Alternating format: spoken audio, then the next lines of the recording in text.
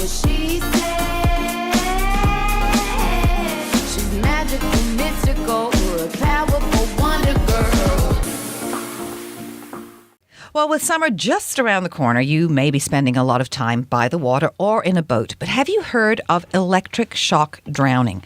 Joining us now to explain and discuss this is Alison Burrison, well-known personal injury lawyer from McLeish, Orlando. Welcome back to What She Said, Alison. Thank you. Thanks for having me back. Unfortunately, this form of drowning is on the rise, and given its relatively recent existence, awareness about the dangers of ESD, that it's low. But I mean, when I think of electric shock drowning, I immediately think of a hairdryer or a toaster going in the bathtub. Yeah. So is that what we're talking about? It is. And it's actually known as a silent killer. And we don't really know if it's on the rise or just we're becoming more aware of it. Because when people were potentially dying from electric shocks in water, it was very, very difficult to tell on autopsies. So essentially, electric shock drowning, it's when an electric current passes through the body when they're in the water. Mm-hmm. And so at times people might have been found just that looked like they had drowned, or an incident had happened, maybe they had bumped their head and that's how they drowned. And so people weren't necessarily understanding it until we started to get more stories of people actually witnessing it or almost dying as a result of it, and then once out of the water explaining what was happening to their body. And now we've become much more aware of this ESD or electric shock drowning. Well, I would have thought, if we're talking about something like that you're in your bathtub and your hairdryer is in the bathtub with you, so it wouldn't be hard to figure it out. But what are other circumstances where that would happen? Well, essentially, where this is occurring, they figured out, is in freshwater lakes. It's not occurring in saltwater. So this is now... Well, that would be conductivity, wouldn't it, yes. for saltwater, the difference between salt and fresh water? Yeah, so essentially in terms of freshwater lakes, it's the current is trying to get back to its source, and it takes a shortcut through the body, and that's when the electrocution is happening.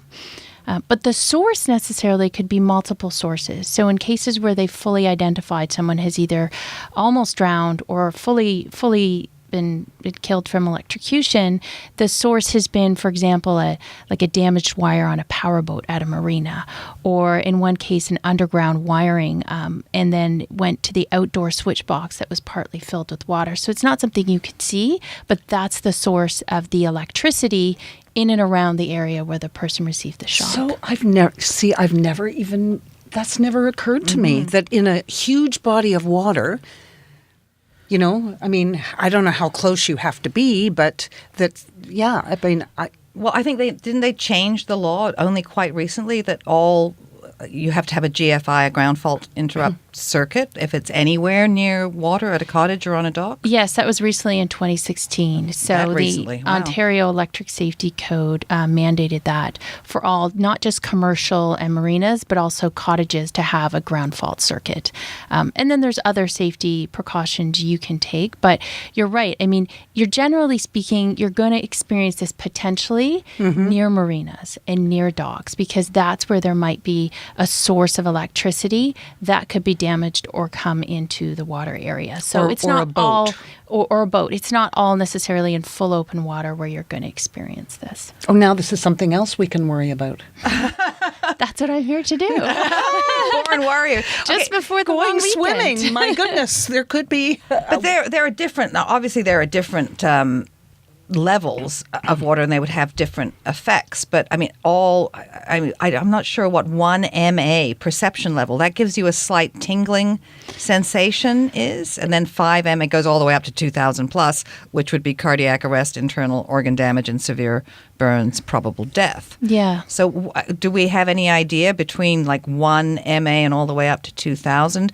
Are there any warning signs? If you feel something weird, a tingling, you should just get the heck out. Yeah, I mean, and that's the thing. First of all, you can't see it in the water. And even if you were potentially to test, like sit on the dock and put your toe in, you're not necessarily going to feel that tingling. But yes, tingling would be the first indicator that there's a current and you're not sure how strong it is.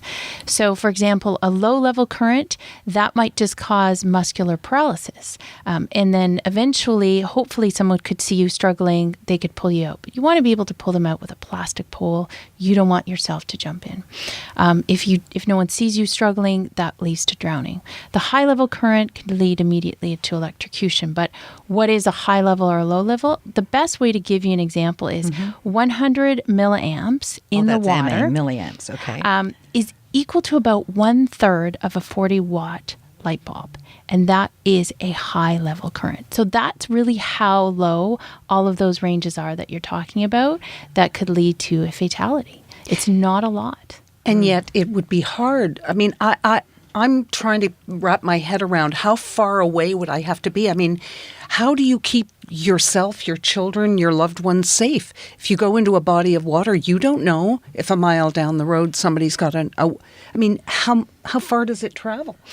It's very difficult to tell how far it travels because of the source and the power coming from it.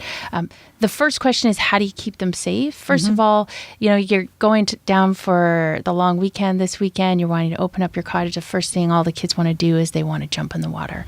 Keep them away from docks right now. Keep them away from jumping in marinas. There has to be all of that kind of opening up the cottage and checking of electrical outlets to make sure that everything's safe. So if they do want to jump in the water, maybe perhaps, boating out further in the lake where there's an open area of water would be better than jumping in right off the dock. The second thing is in terms of using plastic devices rather than steel devices. So install plastic ladders near your docks. And also if you have any kind of device to retrieve someone who might be drowning, make sure it's plastic. Don't use metal anywhere near water. There's also a device out there called Dock Lifeguard. And Dock Lifeguard or something similar is a device that you can install on your dock at your cottage, and it monitors the dock and the waters generally around. I'm not sure how far around it will go to see if it detects any electric current. And if it does, it's almost like a fire alarm. It'll go off. Now, your question, the second question is, well, how do you know how far does it travel? You're right. You may jump in the water. It may be safe. You start swimming with your friends, and suddenly you are coming close to an electric current, you don't realize it. The first thing is if you feel tingling, that will be the first sign. And if you feel tingling and you haven't for, say, that first 50 or 100 meters, swim back to where you were coming from, because that means you're swimming towards potentially a larger and higher current that could lead to a fatality. Well, in 2016, 15-year-old Carmen Johnson died. She jumped into the lake at her family's lake house, and she was swimming with her friends, but her father lowered a metal ladder into the water off the end of the dock, and Carmen was electrocuted in the water. The electric current came from underground wiring and an outdoor switch box that was partially filled with water. Yes. I mean, what a terrible tragedy for the family, and to think that he's lowering the ladder, a good reason to have a plastic ladder, as you said, but also absolutely everyone has to check all these boxes and the water sources and put GFIs in. Yeah. The GFIs are key, and this was 2016, and it was in Alabama. So I'm not really sure what the laws are there. But since that incident, the Ontario Electric Safety Code has required the fault circuits to be installed. And then the extra precautions I mentioned about the plastic ladder would have prevented that fatality, and the dock lifeguard as well. Just those extra bit of precautions that might give you the notice that it's your dock that's giving off the electric current. That might even be a neighbor that comes around to swim, and that you're protecting them as well from potentially that horrible situation. But it sounds like it's hard to nail it down. I mean, if you're in water, so you, as a personal injury lawyer, must be very difficult to nail down. It is, and it's new and emerging because as I said at the beginning, people weren't aware necessarily that this is how people are passing away. I mean, drownings themselves in Ontario have decreased, which is a good thing.